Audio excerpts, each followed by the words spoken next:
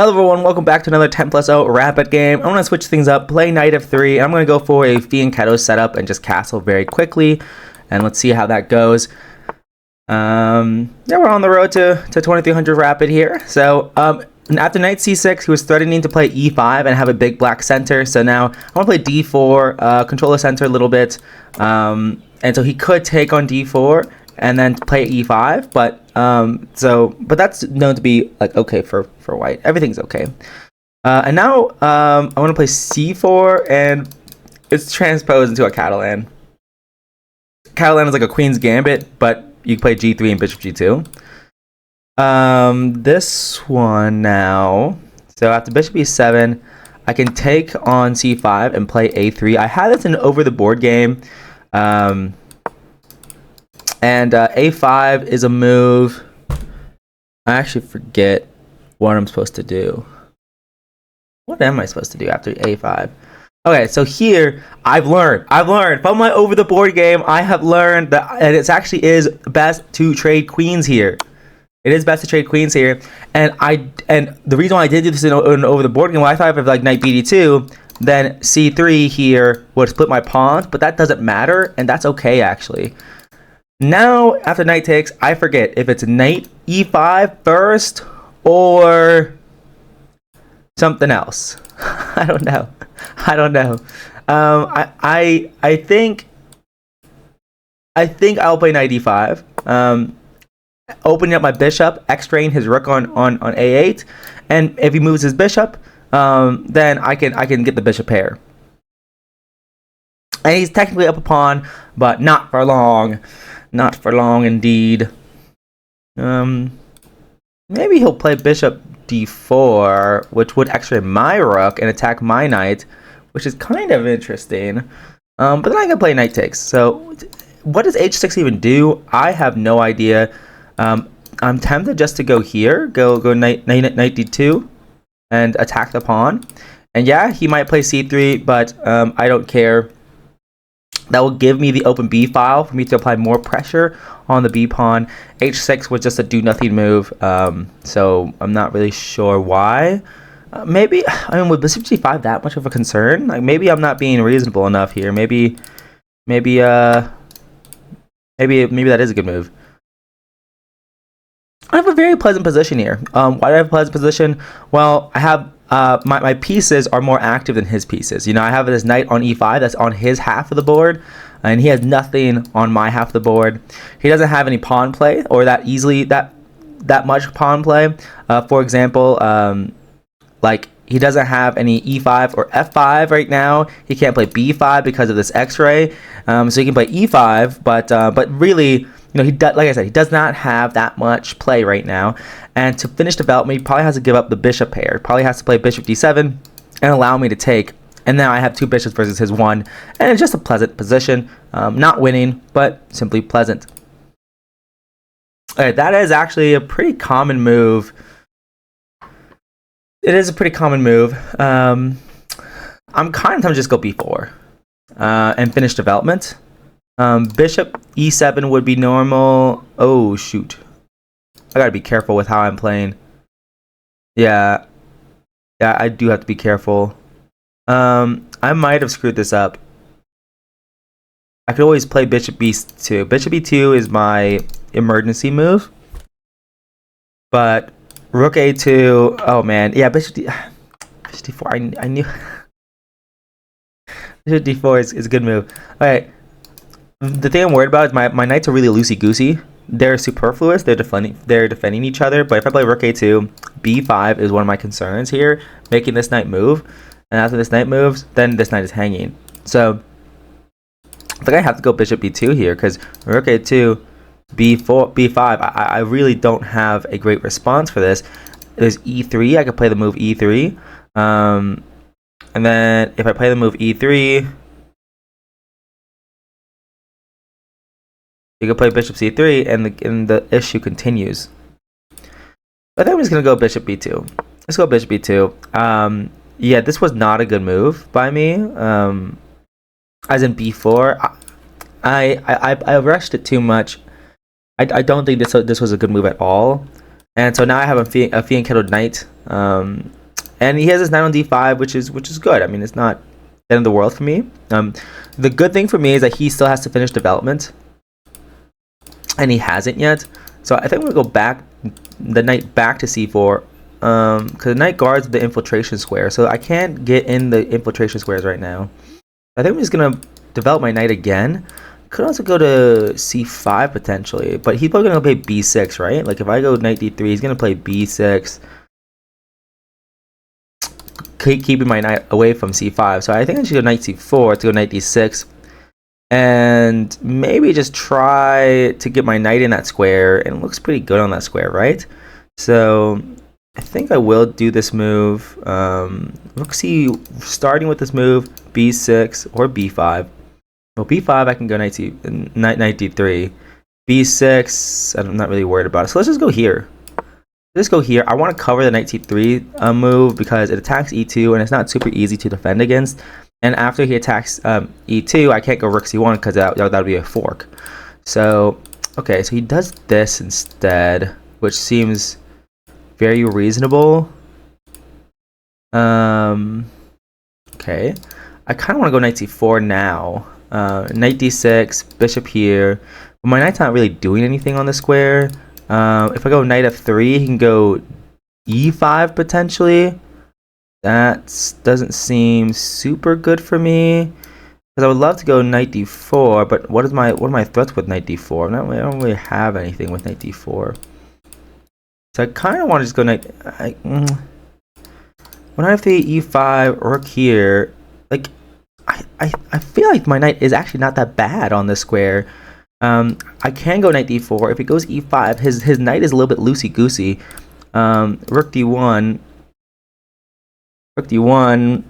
bishop e6 though. So okay, that's a pretty reasonable move by him. It's a very reasonable move. I kind of want to just centralize my rook. So let's just centralize the rook. I'm giving him more time to develop. Bishop d7. Okay, I don't know what a6 does, to be honest. I don't know what a6 does. I think he's in love with these flank pawn moves, and he also has some like weaknesses around his king. So I'll be keeping that in mind. Like I wonder what is a way that I could potentially exploit that, right? Like what? Okay, knight back. What the heck does that do? If I go here, you can go bishop d7. I kind of like rook d6. Rook d6 now. Knight here is interesting because I will win that knight. Right? Like I will win that knight. Or, sorry, win that bishop. But his bishop isn't that good right now. So here, I could trade. Oh, wait, this is interesting. So I'm kind of like saying, yeah, I don't know if my knight is good or bad on the square on b6. What's really nice is that can't really be attacked. And his rook's on b8. And like, why is a rook on b8? You know, why is a rook on b8? It's a really interesting question. So I think I'm just going to go rook c4, rook c5, rook d4, or knight e2. Do I want to stop him from playing knight e2? Okay, I think I'm just going to infiltrate. Because his idea of e5 was obviously to develop the bishop. So that's his goal. So why not just stop him from doing what he wants? And let me just infiltrate into the position. Seems pretty reasonable. I'm going to get my rook on the 7th rank here. Okay, so he's actually taking there, so he can go knight b6 here. Oh, tricky guy. Okay. Well, I kind of want to just get into his position a little bit. So yeah, he wants to meet rook d7 with knight b6. Rook c7 is a move maybe, and then if rook here, so he has the open file, or rook here, getting the open file. That's kind of annoying. I can't go a4 because the b pawn hangs. Kind of want to go knight h4 now. Knight h4 is kind of interesting. Knight h4, knight d4, king f1 to defend the e2 pawn is probably necessary. because he's studying a fork. Kind of like it. Kind of like it. I need to make a decision now. I like this move conceptually because it does attack his light squares. Oh, whoa, he goes back. Oh man, he goes back. Okay, he's just playing moves fast. He doesn't know what he's doing. Okay, I totally thought he knew what he was doing. But he actually doesn't, which is huge. That's actually huge news.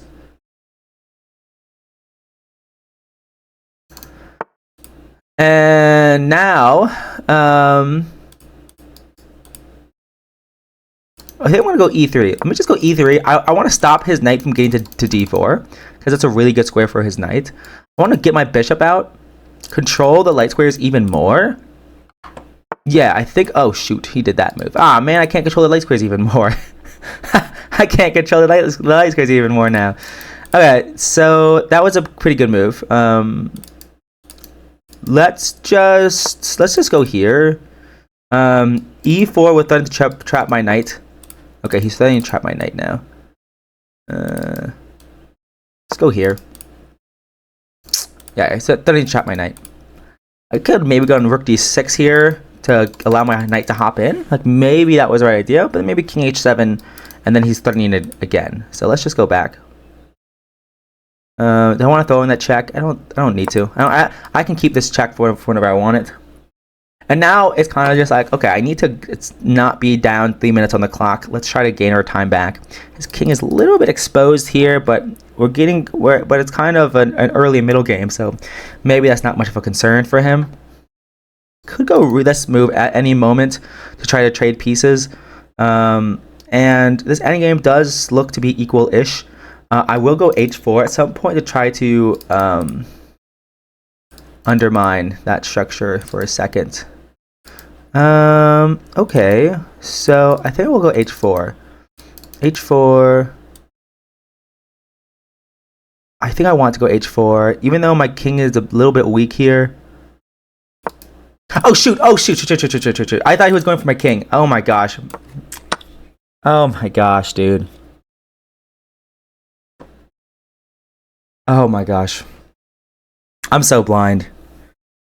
I'm just stupid blind. I'm stupid blind. My goodness gracious, dude. Okay. I want to resign, but I think I will wait a bit.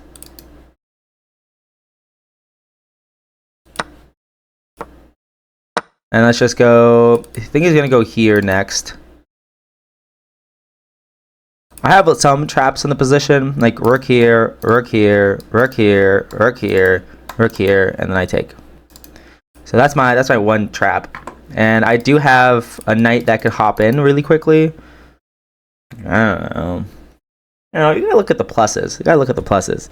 When you do something stupid again. That's how the saying goes. Okay. So I think I'm gonna go here. I think he wants to go knight e5 again and be like, oh, maybe he's gonna blunder rook a second time, which is honestly not a bad not a bad belief, you know. It's really not a bad belief. And now I might go like rook check or something. I don't know what I'm gonna do. And can I go?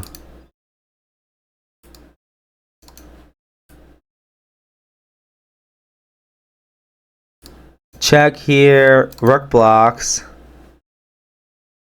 here.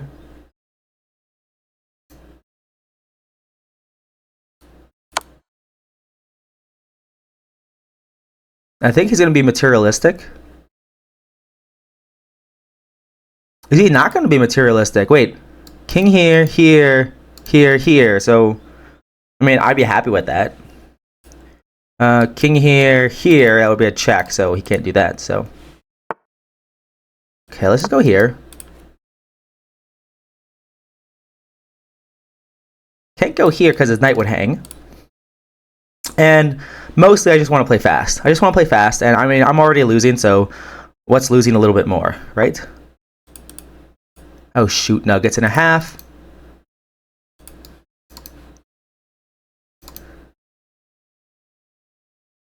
Yeah, it's game over.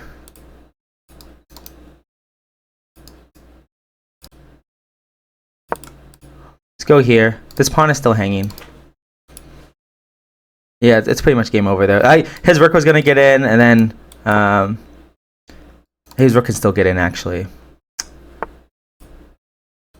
Yeah. Here, check. Yeah. All right. I'm gonna resign. Yeah, I played really bad moves. I'm just really dumb and stupid. So I think everything was probably going well, and it probably, yeah. So this was good, and this was fine. Okay, so it actually was fine. What was the best way to proceed here? Because rook a2 was best. I mean, it's about equal. Then b5, rook d1. Oh, bishop c3, bishop d2. What? Takes? Oh. Takes here, takes, and then takes. What, dude? That's insane, man. What? So bishop d2.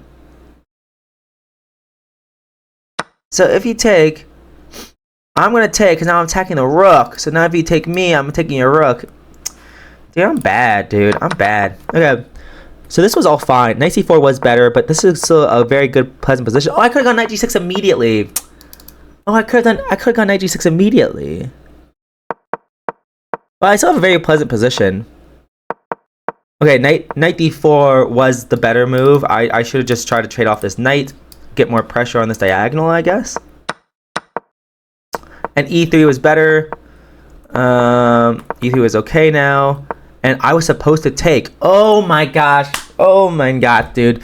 Oh my gosh. Dude, like taking here. So then if knight takes, I win the pawn. And then if pawn takes, I don't know. What am I supposed to do if pawn takes? Pawn takes, the structure is damaged. The damage is structured.